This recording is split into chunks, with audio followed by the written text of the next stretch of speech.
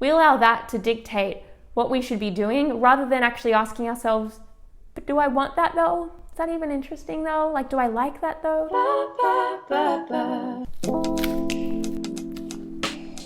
So good. Hello everybody, and welcome back to my very humble corner of the internet. Thank you so much for being here though. It means the absolute world to me that people that I've never met are watching videos that I put out there. It actually blows my mind sometimes how amazing the world is that we live in.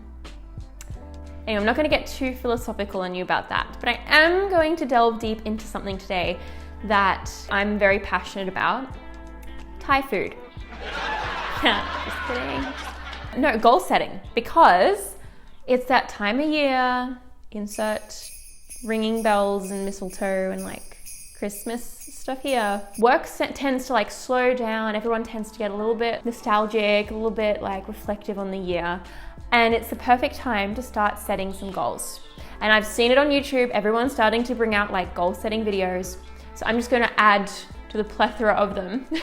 But I really hope that this video has something different to offer, because so many goal setting videos I see are just about like, I guess, the structure of setting goals and like the how-to and stuff. But today I wanted to delve a little bit deeper below the surface to some of those questions that, if we overlook, can lead to us ultimately failing at keeping any kind of goals that we try to set. So this is going to be a bit of a sit down and chat video, and it's actually going to be in two parts. This first video is going to be about how to set wise or achievable or sustainable goals. But the second video is going to be a follow-up to that, and you'll understand why once you've watched this one. But it'll be an exploration of how to actually enjoy exercise. I know for me, it's something that I've struggled with my whole life, and I finally kind of cracked the code. If you would like to watch that second video, please subscribe to my channel. Turn on the notifications bell so that you find out when this video will come out, next week probably. So get comfy, grab yourself like an apple or, I don't know, a gallon of water or something, because let's be honest, honey, you're dehydrated. Everyone's dehydrated. So without further ado, let the story time with Mel begin. So I don't know about you, but for me, the new year is an incredibly motivating time to start trying to be a better person than you were yesterday. And I know that, you know, people like Oprah and like Jordan Peterson and like all of these great minds often talk about the fact that you should just try and be 1% better than you were yesterday. Your only point of comparison is just yourself yesterday, and just make incremental small changes over time, and that will transform your life. And I agree with that in theory. I think that's a really wise way to look at the world. But if you're anything like me, that is the last thing you're thinking about in January when you're writing down those New Year's goals, or in December, let's be honest, because we're going to be organized this year. So here I was, late 2019, early 2020, and I was setting myself some goals. I said to myself, this year I'm going to get fit. I'm not only going to get fit though, I'm going to run a half marathon. Just to prove to myself and to others that actually I am the fit girl. I can be the fit girl, okay? I want to be healthy. I want to just like prove to myself that I can achieve this crazy milestone that very few people actually end up achieving in life. So that's what I did. Normally, I don't know, I guess these goals or these, you know, achievements maybe last a month, maybe two at most, before I drop the ball and end up like cuddling up on my bed, watching reruns of Friends, feeling sorry for myself. But I actually surprised myself with this goal. I was on the ball. I got strategic, right? I thought, okay, in my city in October, November, there is a massive marathon, half marathon that people run. So I'm going to enter that. And I put together a training schedule for myself. I said, you know what? I've got 9 months, 9 whole months to dedicate to getting fit, to getting strong, to be able to smash this goal and prove to myself that I can do it. So I got the running shoes, I got all the gear you need to run really long distances. I designed and printed out for myself, you know, a running schedule, did all the research on like how to train for a half marathon, had daily, weekly, monthly increments and goals that I had to achieve. Felt really proud of myself and just started running. I even bought special socks in hindsight, yeah. I don't know where they went. They were really good socks. So off and run I did. First day, came back, was absolutely knackered, ran like 2 kilometers maybe, and was just like, oh my goodness, can I actually do this? I have no idea. But I continued. Second day, third day, rest day, 10th day, 20th day. I kept going. And at first it was really, really motivating because I made very quick progress at the start, as you normally do when you start these kind of things. And by the end of like 4 weeks, I was running like 8-9 kilometers. 8Ks, you guys. Look at this. I just finished this one and I have to tick off all of these, but I've actually done them. I've been sticking to this plan. My face is so frozen because it's like 10 degrees outside, so I can barely feel it. Look how red my hands are. And as they kind of say, I guess colloquially in like the running industry environment, if you can run like 10Ks, you can run any amount of kilometers. So I was like nearly there. I was like, oh my goodness, once I kick this 10K goal, I'm gonna be Mel the runner. Like I'm gonna be the running girl in my friend group. But it was not to be. On the 4th week of Christmas, no, on the 4th week of the year, I got shin splints. Yeah, they were bad too. Just a little update on my shin splints. So I have been off training for 9 days. Today is day 9. And the reason I'm a little bit puffed is because I just ran up that hill. It's like the last hill before I get to my house. And see, the thing with shin splints is that they're such sneaky little buggers because you can't feel them when you're not running. But then as soon as you start running, you get in real pain. And so I was running up the hill and I was like, oh, this is good. 1 step, 2 steps. And then like on my third, literally just like my 3rd step, like 1, 2, 3, I was like, oh, they still hurt. They're still there. I haven't healed yet. And I've been doing like a bit to try and combat them, you know, stretches and things like that. So I really don't know what to do. If you ever had shin splints, if you know someone who's had shin splints, they're actually really, really quite debilitating. But it came on progressively over about maybe like a week or so. And one day I just woke up and suddenly I could barely walk. So I just went home and was like, well, that's weird. What? 2nd day, same thing happened. 3rd day, 4th day. And at this point I'm like, well, I'm just gonna give up because obviously my legs need to rest and heal. The problem with shin splints is that there's very little you can actually do to like get rid of them. You can't really massage them. You can't really do like physio kind of stuff. You just have to wait until they go away. So yeah, I was feeling pretty sad and sorry for myself at this point. I was like, I'm only a month into the year. What the hell? Why is this happening to me? It's not fair, God. Why is this happening to me? Anyway, so I waited probably about 3 or 4 weeks for that to just die down. Hello. And then I started again. But of course, as is the way with things in life, when you don't do it for a long time, you lose the skill. So I tried to run again, and yeah, my fitness was better than what it was initially, but I could only run like 3 or 4 kilometers, and I was like, ah. So I basically was starting from square one again. But I didn't let this phase me because I was like, you know what, I got so many months of the year left, I'm gonna be fine, it's all good. So, I set up my Strava app, set up my Nike app, and started running again, and same thing happened. About a month in, got shin splints again. Like I should have learned the first time, but this time they came on quite quickly, like kind of overnight, and I didn't see it coming.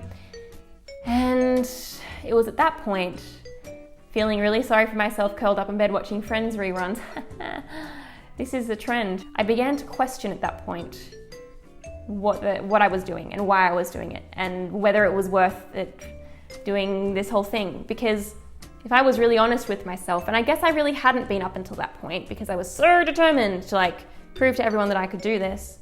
Because I told a whole bunch of people as well, like, anyway. There was not a single time during this whole process that I wanted to go running. Like, sure, it's like a neutral activity. It's kind of like eating dry toast for breakfast. It's like not good, but it's not terrible. It is what it is. But you'd much rather eat the omelette or like have the granola clusters or like the banana smoothie, right? You'd much rather prefer to do that. And so every time I went running, I was like, oh, I wish I could do some writing right now. Or I wish I could like, play some music or do some design or make an artwork or whatever it was. There was always other priorities on my list, on my goals for that year as well, that I was sacrificing because I was spending like half an hour and a half each day training for this goal that I had, that I didn't really know why I had it. And so what I realized in that moment was that okay, first of all, it just wasn't really worth it anymore. But that there are kind of two reasons that people struggle with goals. Usually productivity experts or self-help gurus or whatever you want to call them will say that the reason you can't achieve your goals is because you don't have a system in place. You're not setting smart goals, you're just putting something out in the universe and hoping that it happens. And that is often a reason we don't achieve our goals. But in this particular instance in my life, and maybe in instances in yours as well, you've set goals and you've been really particular about like daily or weekly increments you have to make, and the SMART SMART goal has been like laid out and everything, but you still don't achieve it. And that brings me to the second reason people don't achieve their goals, and that is because we don't ask ourselves why. It's really simple, but it's something that we overlook so easily because we listen to the voices of other people, whether that's Instagram influencers or our friends and family or like society as a whole, social values, social structures and constructs and stuff. We allow that to dictate what we should be doing rather than actually asking ourselves, but do I want that though? Is that even interesting though? Like, do I like that though? And this is something that I failed to do. I never actually asked myself, hey, do I want to run a half marathon? I never asked myself that question. Maybe I'm just like thick in the head or something. I don't know. But I was so motivated to do this for extrinsic reasons that I never asked myself if I had intrinsic motivation to do it. So I just wanted to list some of the reasons that I didn't achieve this goal, and maybe it will give you some insight into your goal setting and the goals that you should be making for the new year. Got my little notepad here. So the first is that it didn't align with my values or my priorities, right? If you know me, say okay, let's use a metaphor. Like my life is like a trip to Hawaii, a suitcase on a trip to Hawaii, and all these goals, like the items in the suitcase. So every other goal in my life, whether it be career focused or financially focused or health focused or like hobby focused, was very much set on like this Hawaii pathway, for me like a creative pathway. But I was packing, bikinis and swimmers and thongs and sarongs and all this stuff. But my goal to run a half marathon was kind of like packing some ski boots in that suitcase and just hoping that they would turn into flip-flops. But they didn't, of course, because they're ski boots. And I was investing so much time and money in making sure these ski boots were in the suitcase that the other things couldn't fit in the suitcase anymore, and it was just like blah, right? So before you actually set goals for yourself, you need to ask yourself why you're setting them. What are your values? What are your priorities? What's your personality like? For example, if you are wanting to start a podcast, but you're a really shy, introverted person who much prefers reading or painting or other things, but you're only making that podcast because someone told you it would make you money, it might be good for business, and it will give you some sort of status. Ask yourself, is that actually a good reason to start a podcast? Maybe you prefer to write a book. Maybe you'd be better placed to do other things, right? But so often we listen to all those voices around us that tell us that would be a good idea, and we just do it because of external approval or whatever reason it is. We just do it without really thinking. So yeah, for me, it didn't align with my values or my priorities at the time, and I didn't realize that until I thought about it. The other thing is that I just didn't enjoy it. There's many other things that I would have preferred to do. That's a really simple one. Didn't enjoy it. And I think if you do have goals, yes, there should be some kind of resistance, and you should, struggling is a good thing. It teaches you lots and lots of lessons. But there is also a point where it's not worth it anymore. And for me, I would have been much better placed to set myself the challenge of doing a half an hour Pilates exercise every day, or yoga every day, or swimming, or whatever it was, something that was slightly more digestible and achievable for me personally would have been a wise decision. But no, I did something that I really don't enjoy and was a waste of time, in my hindsight opinion. The other thing is that it wasn't contributing meaningfully to my life. There was no reason for it to be there. I didn't have any health issues or personal issues that I needed to overcome through running. It was just a thing that I was adding on top of other things. I've already mentioned this a little bit as well, but it also was completely based on extrinsic motivation, not internal motivation or drive or desire. I didn't actually want this, right? It wasn't me, it was someone else. I was pretending to be someone else, trying to have an identity of someone else when that wasn't really necessary or helpful for anyone. And finally, it was just a waste of time. And I say that only because running itself is not a waste of time. Exercise itself is not a waste of time. But if you're devoting so much time and resources to something, and you're having to say no to so many other things that you value because of that something, it's not worth it, right? There's always a balancing act you need to make. And so maybe the season in your life right now doesn't have time or space for you to run a marathon, or for you to write a book, or for you to, eat raw every single day for 365 days. Whatever it is, ask yourself, why are you actually doing this? And can I actually fit this in my life? And who am I trying to prove this to? Who am I trying to be and why? Another thing I learned from this experience, and this has been incredibly valuable, was that I don't enjoy running as exercise, but because I don't enjoy running, it taught me what I do enjoy. It made me reflect and question, well, okay, if I don't like this, what do I like? How can I incorporate exercise into my life in a more meaningful and aligned way with my personality and my values? So if that is something you're interested in, if you would like to find out for yourself how to actually enjoy exercise, it's like a big thing, definitely hit that subscribe button. That video will be coming to you super quick in the next week or so, and it'll be somewhere here once it is released. I guess that's my message for today, that when you are setting goals, to do it for a good reason, to ask those why questions, and honestly, just to not put your value in all these extrinsic things that tell you that you have to be someone, or that you have to achieve something in order to have worth. My dear, you are infinitely worthy because the God of the universe created you.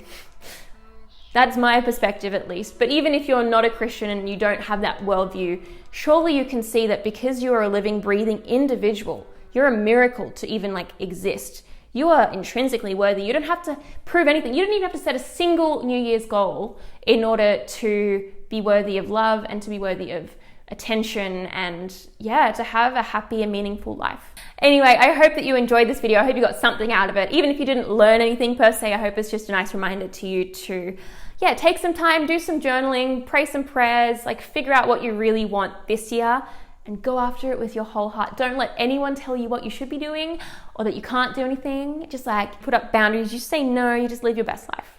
That is what I want for you, my friend, and I hope that the videos that I release in this next year, which will be a lot more regular, I promise, will really help you to do that. So please hit that subscribe button if you haven't already, and I will see you in the next video. God bless.